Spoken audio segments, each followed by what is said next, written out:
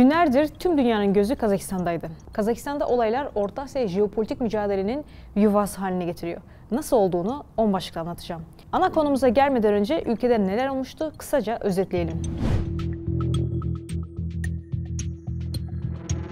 Ülkedeki refah düzeyinin düşüklüğü, gelir eşitsizliği, sermayenin sadece belirli grupların elinde tutulması, 30 yıldır değişmeyen sistem, insanların sokağa çıkmasına neden oldu. Hükümetin ilk 48 saatte insanların taleplerini yerine getirmemesi, halk ayaklanmasının ülke çapına yayılmasına neden oldu.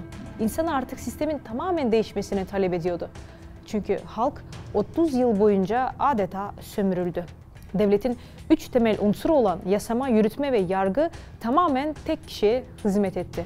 Doğal kaynaklardan akan paralar halka damlatılmadan bile doğrudan sermaye sahiplerinin cebine gitti. Bu durum halk tabanından gelen dip dalganın oluşmasında haklı neden oluşturdu.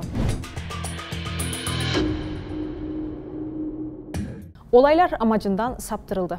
Ancak protestolar belirli bir gün sonra boyutunu ve amacını değiştirdi. Barışçıl bir şekilde sokağa çıkan insanların arasında provokatör, radikal gruplar da görünmeye başladı. Şehirlerde silah dükkanlarının yağmalanması, hükümet binalarının yakılması ve en önemlisi de insanların öldürülmesi sonucunda olaylar kontrolden çıktı. Ancak yine önemli bir nokta, ülkenin en iyi korunması gereken Milli Güvenlik Komitesi binası bile yağmalamaya açık bir şekilde bırakılmıştı. Buna benzer cevabı bulunamamış çok hadise var. Hükümet geri adım atmaya başlamıştı ancak bu geri adımlar artık bir şey ifade etmiyordu. Barışçıl bir şekilde sokağa çıkan insanlar olayın farklı bir boyuta ulaştığını anlamıştı. Olay amacından çok saptırıldı. Sonunda Rusya'nın liderliğinde Kolektif Güvenlik Anlaşması örgütü Kazakistan'a Cumhurbaşkanı davetiyle çağrıldı. Böylece durum kontrol altına alındı. En azından böyle gösterildi. İlk olarak Kolektif Güvenlik Anlaşması örgütü barış gücü altında ülkeye girerek Rusya tartışmasız bölgedeki ağırlığını tekrar göstermiş oldu. Bölgedeki güvenliğin Rusya'dan sorulacağını da tekrar hatırlattı. Kolektif Güvenlik Anlaşması örgütüne üye devletlerin listesine bakalım. Rusya ile tam entegrasyon içinde bulunan Belarus, varoluşuyla Rusya'ya bağlı olan Ermenistan, ekonomik ve güvenlik konusunda yine Rusya'ya bağlı Tacikistan ve Kırgızistan var. Diğer taraftan Batı ile entegrasyonu savunan ancak yine Rusya'nın lokomotifine bağlı Kazakistan var. Kısacası Rusya çıkarlarına çalışan ve güdümünde bulunan örgütten bahsediyorum. Daha önce hiçbir ülkeye barış gücü göndermemiş Kolektif Güvenlik Anlaşması örgütünün kısa süreliğine asker hazırlayıp Kazakistan'a 2 gün içerisinde tam teçhizat gelmesi akla çok soru işaretlerini getirdi. Aslında olanları anlamamız için puzzle'ı birleştirmemiz şart. Kazakistan, coğrafi konumu itibariyle dünyanın en gözde yerlerinden biri. Kendi başına bırakılamayacak kadar zengin ve önemli. Asya'yı Avrupa'ya bağlayan en uzun güzergah ve Çin'in dünyaya açılan kapılarından biri. Hazar Koridoru üzerinden Türkiye ve Avrupa ile doğrudan enerji hammaddesi ticareti açısından heyecan verici bir kaynaktı. Sadece bununla sınırlı değil. Tüm nükleer güçlerin vazgeçilmezi uranyum üretimi konusunda lider ülkelerden biri. Rusya'nın ise eski alan hakimiyetini kimselere kaptırmaması hayati önem taşıyordu. Kazakistan'ın önemi gitgide artarken Rusya'nın buradan yeterince pay alamaması Moskova tarafından hoşnutsuzlukla karşılanır. Eskiden Sovyetler Birliği'nde olup sonradan Rusya'dan bağımsız gelişmeye çalışan her ülke Moskova'yı karşısında bulur. Kazakistan'ın kendi içinde geçirdiği Latin alfabesine geçiş, Kazak dilinin öneminin artması, demografik yapısındaki değişim gibi reformları önce Moskova'yı rahatsız ediyordu. Moskova'nın Kazakistan'la temel sorunu Rusya ile 4 Orta Asya ülkesi arasında doğal tampon bölgesi olması. Basit bir dille Rusya geri kalan 4 Orta Asya ülkesine yayılmak ve fiziksel etkisini arttırmak için Kazakistan'dan geçmeli. Kazakistan'ın bu konudaki anlaşmazlığı Rusya'nın ona karşı etkin yetki araçlarını uygulamasına neden oluyor. Çin'in dünyaya açılan güzergahının en önemli yolu Kazakistan'dan geçiyor. Çin'in en büyük yatırımları yine Kazakistan'da bulunuyor. Dolayısıyla Kazakistan'daki istikrarın bozulması ilk önce Çin'i rahatsız eden bir durum. Batı ve Pasifik grubu tarafından denizde çevrelenen Çin'in tek çıkış kapısı Türkistan coğrafyası. Yani Çin'in elinde tek kozu var. Bu coğrafyadaki her türlü istikrarsızlık önce Çin'e zarar verir. Orta Asya'daki her çalkantıda hemen akla Rus-Çin rekabeti gelir. Ancak Kazakistan konusunda Çin'in başka alternatifinin olmadığı gibi Rusya ile koordineli çalışmak ve çıkarlarını örtüştürmek zorunda. Çünkü her ikisi de Batı'yı Avrasya'nın kalbinden oldukça uzaklaştırmak istiyorlar. Çin ve Rusya'nın Kazakistan'daki geniş çıkarları aynı.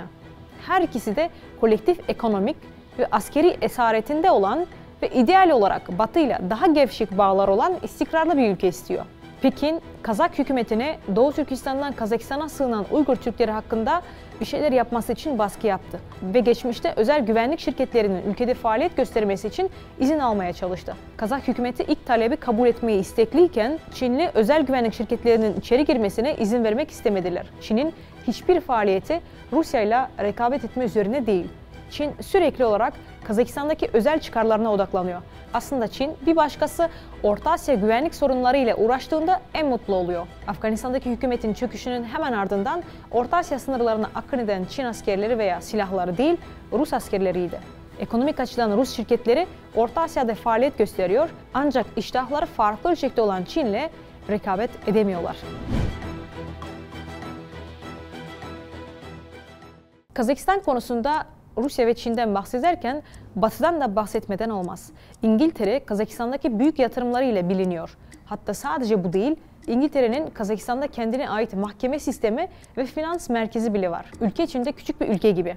Ancak Londra nedense Kazakistan'daki olaylarla ilgilenmeyen ülkeler listesindeydi. İngiliz hükümetine bağlı BBC için bile haber niteliği taşımıyordu.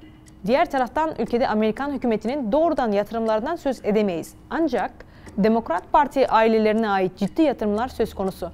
Nazarbayev'e çok yakınlığıyla bilinen oligarşi sistemi Çeçenistan üzerinden Biden ve Clinton ailesiyle işbirliği yapıyor. Bu bilgiler kamuya pek açılmıyor. Ancak Kazakistan'ın önemini çok boyutlu bir şekilde anlayabilmemiz için puzzle'ın her parçası önemli. Sovyetlerin yıkılmasıyla Türkiye ciddi bir girişimde bulundu. Yeni ortaya çıkan Türk Cumhuriyetlerinin bağımsızlıklarını kabul eden ilk ülke oldu. Ardından ikili ilişkilerin kurulması yönünde ciddi adımlar atıldı. Ancak Turgut Özal döneminden sonra Türk dünyası Türkiye'nin ana politikasında yer almadı. Dolayısıyla bölgedeki önemli gelişmelerde Türkiye pasif rol üstlendi. Ta ki Karabağ Savaşı'na kadar. Türkiye'nin Orta Asya politikasında bugüne kadar ciddi gecikmeleri var. Bu sebeple Ankara'nın bölgede aktif rol üstlenme şansı da çok sınırlı. Eğer Ankara'nın aktif Türk dünyası hedefi varsa bir şansı var. Türkiye, diğer Türk devletlerine gelebilecek tehlikeleri ancak bir yolla önleyebilir. Bölgede tüm baskılara rağmen halen tarafsızlığını koruyan Özbekistan var. Ankara'nın çok geç kalmadan Özbekistan'la güvenlik anlaşması yapması gerekiyor. Taşkent ve Ankara anlaşması sağlanırsa ve neticede Özbekistan'a yaklaşık 5000 Türk askeri birliği yerleştirilirse bu ciddi bir güvenlik halkası oluşturur. Neden Özbekistan'dan bahsettim? Çünkü Özbekistan, Kazakistan ve Kırgızistan gibi kolektif güvenlik anlaşması örgütüne üye değil ve Azerbaycan'da olduğu gibi topraklarında Rus askerini barındırmıyor. Türk devletleri içinde potansiyeli yüksek ülkelerden biri. Ankara ile yakın temasta. Bir diğer taraftan kolektif güvenlik anlaşması örgütü toplantısında hedef gösterildi. Уроки, о которых здесь много говорили, должны извлечь, простите за это, и прежде всего Узбекистан. Kazakistan'daki olaylardan sonra Özbekistan'da ciddi hareketlenme var. Ordunun ülkedeki teşviki güçlendirildi. Özbekistan'a giriş kuralları değiştirildi. Okullarda kış tatili 25 Ocağı kadar uzatıldı ve doğalgaz tedarikinin geliştirilmesi için Rusya'ya doğalgaz ihracatı durduruldu. Geçtiğimiz günlerde Cumhurbaşkanı Mirziyoyev, Türkiye Cumhurbaşkanı Erdoğan'la telefon görüşmesi yaptı. Özbekistan birçok anlamda bölgenin kilit devleti ve Rusya da bunun farkında. Gelelim tekrar Kazakistan'a. Olaylardan sonra kamu otoritesi sağlandı. Cumhurbaşkanı Tokayev hükümeti değiştirdi. Halka birçok vaatlerde bulundu. Eski yönetimde olanlar ve halkın gözünde sömüren insanlar olarak kalanlar görevden alındı. Kazakistan halkı ciddi reformlar bekliyor.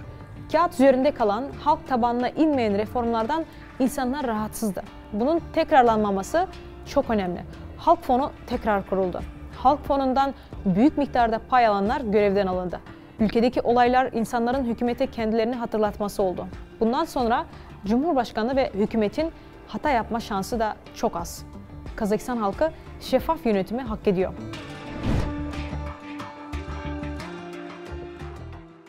Türkistan coğrafyası jeopolitik rekabetin yeni bir noktası haline geliyor. Bu bölgede çıkacak olan her karışıklık tüm Avrasya bölgesini savaşın içine sürükler. Çin ve Batı arasında şekillenen dünyada Rusya'nın kimden yana tavır alacağı da çok önemliydi. Kazakistan bunun için bir imtihan olabilir. Batı'nın yaptırımlarıyla karşı karşıya kalan Moskova hem Ukrayna'da hem de Orta Asya'da hareketliliğini ne zamana kadar koruyabilecek? Dışarıda büyük hedeflere giden Rusya kendi kırılgan yapısını nasıl koruyacak? Batı ve Rusya arasındaki çatışmanın sonuçları bölgedeki hareketliliği daha ne kadar arttıracak? Kazakistan hükümeti yeni reform paketleriyle halkın güvenini tekrar kazanıp ülkenin istikrarını koruyabilecek mi? Tüm bu soruların takibindeyiz. Zaman her sorunun cevabını verecek. Takipte kalın. Günlerdir tüm dünyanın gözü Kazakistan'daydı. Kazakistan'da olaylar Orta Asya jeopolitik mücadelenin yuvası haline getiriyor.